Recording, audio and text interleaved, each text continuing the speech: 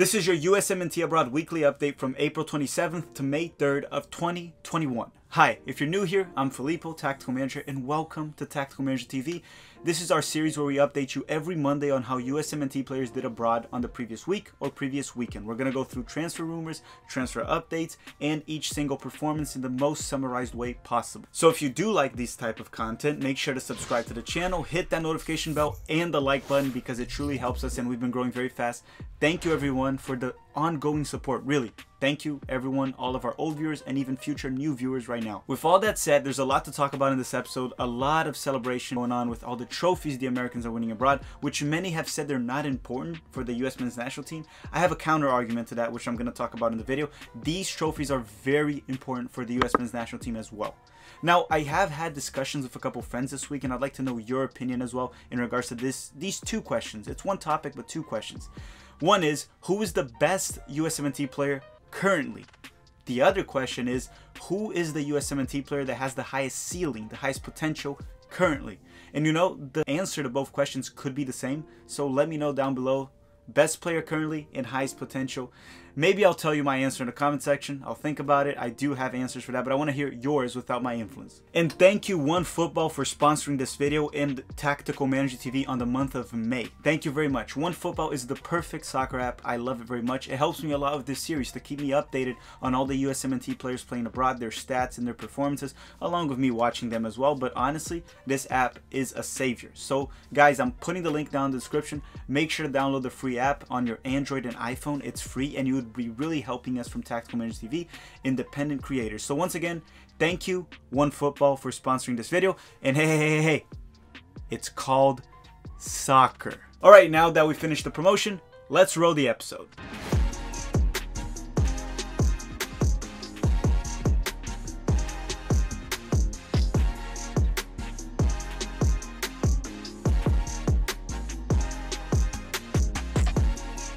Okay, and we're going to start right away with transfer rumors and transfer updates, and I want to talk about Konrad de la Fuente. It has been rumored that there are a couple possible destinations for Konrad de la Fuente coming up this summer, one of them being Hertha Berlin, Monaco, Nice from France, Dortmund, and some Spanish clubs and Dutch teams as well.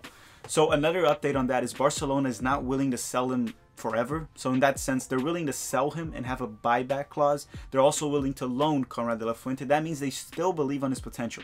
Where is he going to go? They're only rumors, but it's looking more and more promising that he will leave Barcelona this summer, and he has been having very good performances for Barcelona B at the 3rd division, which we're going to talk about later in the video, how they're making it to the playoffs for a promotion.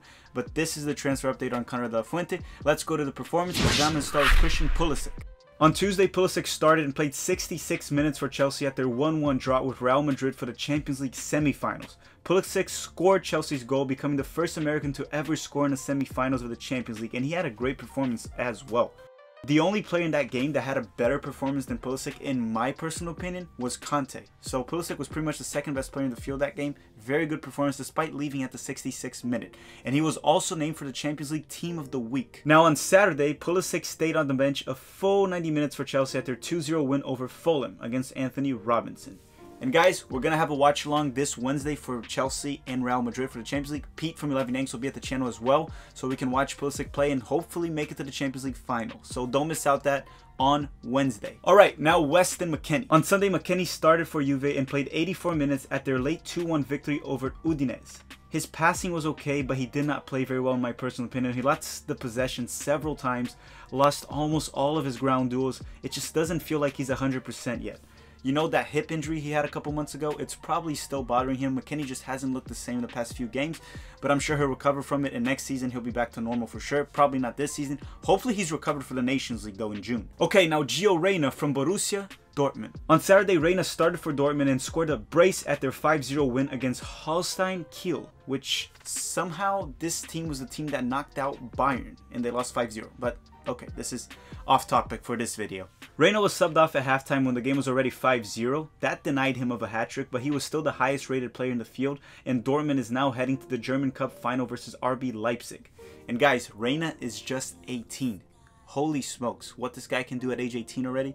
his ceiling's up there. Hopefully you guys answer down below who's the best current player and highest ceiling, and probably the highest ceiling is Reyna, to be honest. Okay, now Sergino Dest. On Thursday, Dest stayed at the bench a full 90 minutes for Barcelona at their 2-1 loss to Granada. Now on Sunday, Dest started and played 75 minutes for Barcelona at their 3-2 victory over Valencia. He was subbed off for Sergio Roberto. Look, Dest is far more technical than Sergio Roberto, but Roberto's more consistent, also due to experience. That's why Koeman, from time to time, you'll see Dest go up and down and Sergio Roberto get a few more minutes. But over the long term, Koeman and Barcelona know Dest is real deal and better than Sergio Roberto, and he is their future starter, lock-in starter for sure. Okay, now Tyler Adams. On Friday, Leipzig defeated Werder Bremen 2-1 for the German Cup at extra time. Adams stayed at the bench the full 120 minutes during his match against Josh Sargent. On Thursday, May 13th, RB Leipzig will play the German Cup final versus Borussia Dortmund. So what that means is Dortmund and Leipzig will play each other in the German Cup final, so that means we guaranteed another trophy for an American abroad. Reyna or Tyler Adams will win the German Cup, and that is very good. And what I was saying earlier in the video, the thing with these trophies, many were saying they're meaningless on a USMNT level, and they're not. Because the USMNT players that are playing abroad right now are building that winning mentality that they will carry on into the US men's national team, the players abroad. This winning mentality is something a lot of the MLS players lack. So this is very important, very key for these players to continue winning trophies abroad. We had Zach Steffen this season, Weston Mckennie. Now we're going to have Adams or Reyna. We also had Brenden Aaronson, Siabachu, many players winning trophy abroad. And this winning mentality that they'll bring into the US men's national team will be key for our success. And hopefully MLS players will go along with it. Okay, now we're going to go by positions, and I'm going to start the goalkeepers. And well, there's really no updates on the goalkeepers. Our goalkeepers abroad either didn't play or had no meaningful impact this week. So I'm going to go right to the center backs right away. Okay, so John Brooks and Chris Richards did not play this weekend because the Bundesliga was off due to the German Cup, which honestly it was kind of good for Richards, to be honest, because he did tweak his hamstring, so hopefully he's back next week for the Bundesliga. And John Brooks came out of a very bad performance versus Dortmund, so maybe it was good for him to get his mind back into the game once again. So let's keep going to the ones that played. And let's start with Eric Palmer Brown. On Tuesday, April 27th, Eric Palmer Brown started and played a full 90 minutes for Austria Wien at their 0-0 draw with Admira. Over the weekend, they did not play, and they'll be back in action May 8th. Now, Matt Miazga. On Sunday, for the Belgium League Championship round's first match, which it has 6 total, Miazga started and played a full 90 minutes for Anderlecht at their 2-2 draw with Club Brugge. Okay, now Kik Piri. Well, Kik Piri didn't play. He's currently recovering from injury. We don't know if he'll be back this season, as there are not that many games left in the Dutch league, but Kik Piri is injured, so he didn't play this weekend. Okay, and a quick update on Justin Che. He practiced with the Bayern senior squad the entire week. The 17-year-old American that's currently on a loan from FC Dallas to Bayern, he practiced the whole week with the first team, so it's looking more and more likely that Bayern will sign him on a permanent deal. And guys, we had an interview with Justin Che here in the channel, so if you want to know more about Justin Che, please go check that video. Go to our playlist, interviews, and you're going to find it, Justin Che. Great interview with the young American abroad. Alright, now we've reached Mark McKenzie. On Friday, McKenzie started off at the bench for Genk at their 3-2 win over Antwerp for the Belgium League Championship round. McKenzie came into the game at the 90th minute right after Genk got a late goal for their victory. Okay, now Cameron Carter-Vickers from Bournemouth. On Saturday, Carter-Vickers started and played a full 90 minutes for Bournemouth at their 1-0 loss to Wycombe for the championship. It doesn't really matter as they're already in the playoffs to fight for an English Premier League spot, so the loss doesn't really affect them at all. Okay, now we've reached the fullbacks, and hopefully by now you guys have hit that like button. Guys, it really helps the channel to hit the like button, so don't forget to hit it. It helps more USMNT fans find us,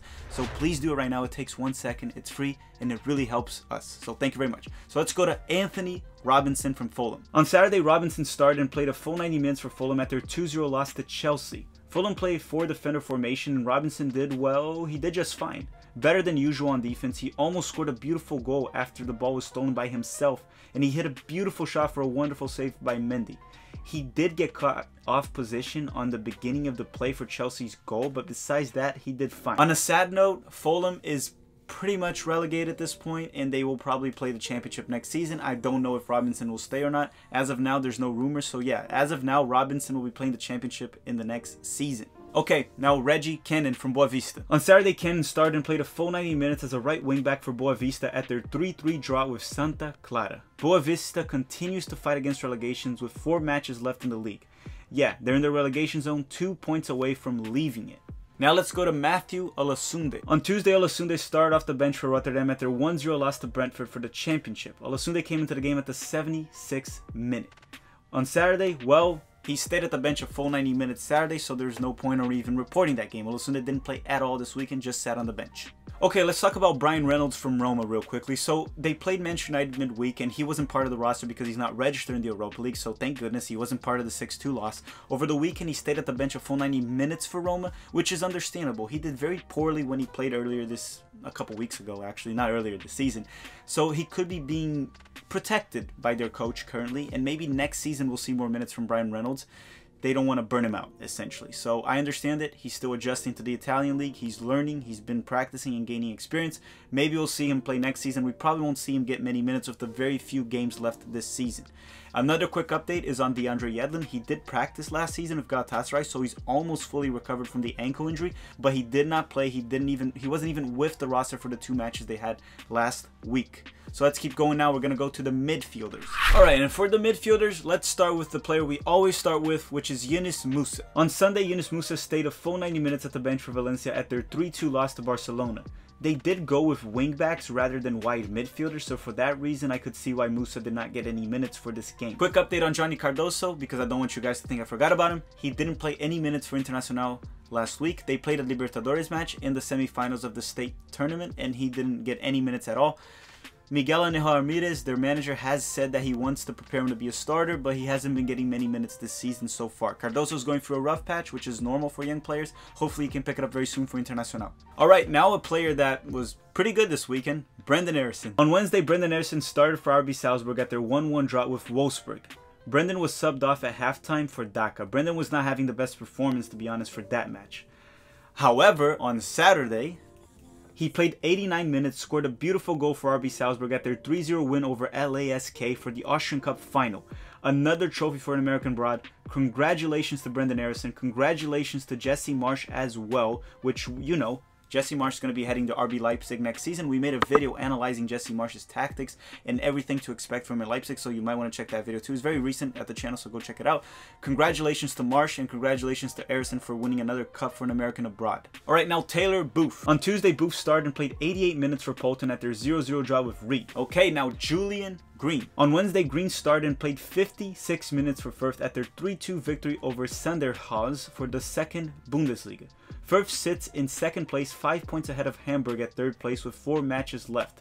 The odds of Fürth heading to the Bundesliga and Green as well are pretty big, to be honest, so it's looking very promising, and Green might be actually in the Bundesliga next season, so that's something to keep an eye out for. Alright, Luca De La Torre. On Saturday, De La Torre started and played 90 minutes. Yeah, not a full 90 minutes. He played 90 minutes because he was subbed off at the 90th minute. Why did the coach sub a player off at a 4-0 win at the 90th minute? It beats me. I don't really know. Heracles did win 4-0 against VVV for the Dutch league, and De La Torre had a pretty solid performance overall in this game. Okay, now Dwayne Holm. On Saturday, Holm started and played 58 minutes for Huddersfield at their 1-1 draw with Coventry for the championship. Alright guys, I wasn't going to update you on this because I didn't expect Ona Tasawi to play today, but Ona Tasawi started for Wolves and played 71 minutes at their 1-1 draw with West Brom. I was only able to watch the first half. In the first half, his touch was a little off. He played as a right winger / right midfielder, which shows he can play every position. He can play right midfielder, central, defensive, center back. Every position besides goalkeeper, Otasawi can play. During their first goal in the game, Wolves, they only scored 1 goal. The game was 1-1. He started to play. He didn't get the assist, but he started to play. It was a nice run from him, nice drive middle. Besides that, he looked a little off, a little rusty, maybe because of the lack of minutes. But nonetheless to say, Ona Tasawi got to start. Very big time for him. Congratulations, guys. Hit the like button. I'm here at work, but always updating you guys. Make sure to hit the like button. And if you enjoy the content, don't forget to subscribe and hit the notification bell. That's it. Tactical out. Okay, we've reached the forwards, and I'm going to start with Tim Weah. On Saturday, Weah stayed at the bench a full 90 minutes for Lille at their 2-0 win over Nice. He was coming back from an injury, and their manager probably did not feel the need to rush him back as they had a 2-0 lead in the game. Lille currently leads League 1, 1 point ahead of PSG with 3 games to go. Honestly, this battle is one of the most exciting ones to the end of the season, and hopefully Tim Weah can win a trophy on the French league. If he does win in that league, I believe we will have an American winning a trophy on every single country of the top 5 leagues. We had in England with Zach Steffen, Italy with Weston Mckennie, Germany will have Reyna or Adams, then we have Weah in France. It's quite impressive actually that we're being able to do that, and we had Sergino Dest win in Spain as well. So if he can pull this off, we will have won a trophy in all top 5 countries. congratulations to the Americans abroad. Alright, now Mathew Hoppe. And well, Mathew Hoppe didn't play this weekend because Schalke didn't play this weekend, so thank goodness Schalke is undefeated for this weekend. Now Alex Maitan. On Saturday, Maitan started off the bench for Nottingham Forest at their 0-0 draw with Sheffield Wednesday. Maitan came into the game at the 66th minute. Alright, Daryl Dike from Barnsley. On Saturday, Dike started and played a full 90 minutes for Barnsley at their 2-0 loss to Preston. Dike had a game like he always has had with Barnsley. Besides the scoring part, everything else was the same. The touches were a little off, he did body a bunch of players, fought for the ball, a lot of aerial duels, and he got a yellow card in this game as well. Orlando City also confirmed that his loan will go through for the entire championship playoffs, as we reported last week, so a big congrats to Daryl Dike for that. And also congratulations for Daryl Dike for winning Player of the Month at Barnsley, another impressive award for Daryl Dike. He has been nothing but amazing for Barnsley. We're also going to be doing a video here at the channel of whether Daryl Dike is ready for the Premier League or not. We're going to be doing an analysis on that, so hopefully you guys enjoy that video as well. And comment down below what you guys think. Is Daryl Dike ready for the Premier League or not? And if he is, tell us why. Also, while you're at it, go hit that like button, please. I know I've been asking all video, but guys, please have to hit the like button as it truly helps the channel. It's a great way to support Tactical Manager TV. Alright, now Josh Sargent from Werder Bremen. On Friday, Josh Sargent started and played 120 minutes at Werder Bremen's 2-1 loss to Leipzig for the German Cup semi-finals at extra time. Sargent's overall game was not the worst, but he did miss 2 opportunities that he cannot miss as a center forward.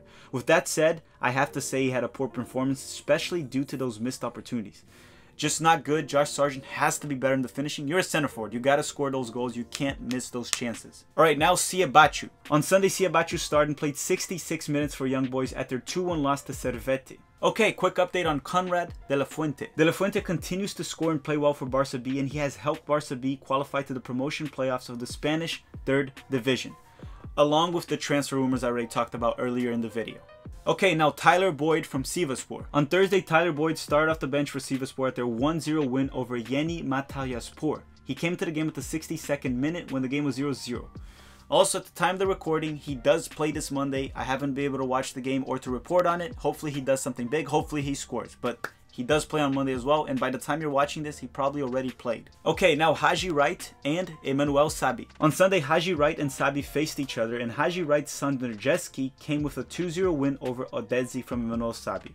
Wright started and played 84 minutes. Sabi came off the bench at the 69th minute. Okay guys, that's it for this week. There were not that many players playing, so the episode's likely a lot shorter than normal, but I want to thank you all very much for sticking with us and standing by and hitting the like button and commenting down below which player has the highest ceiling for the USMNT, which player currently is our best player.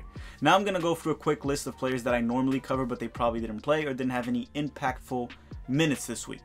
Zach Steffen, Ethan Horvath, CJ Dos Santos, Odunze, Sebastian Salcedo, Folarin Balogun, Jeff Cameron, Christian Kappas, Shaquille Moore, Henry Wingo, Chris Durkin, Joe Scally, Lyndon Gooch, Sebastian Soto, which, by the way, what's going on with Sebastian Soto? Someone does have to tell me at this point. And that is it. I want to thank you all very much for watching, guys. Hopefully you guys enjoyed another episode of USMNT Abroad. This series is coming to an end. During the summer, obviously, we won't have it. So I want to thank you all very much for watching, and have a great day.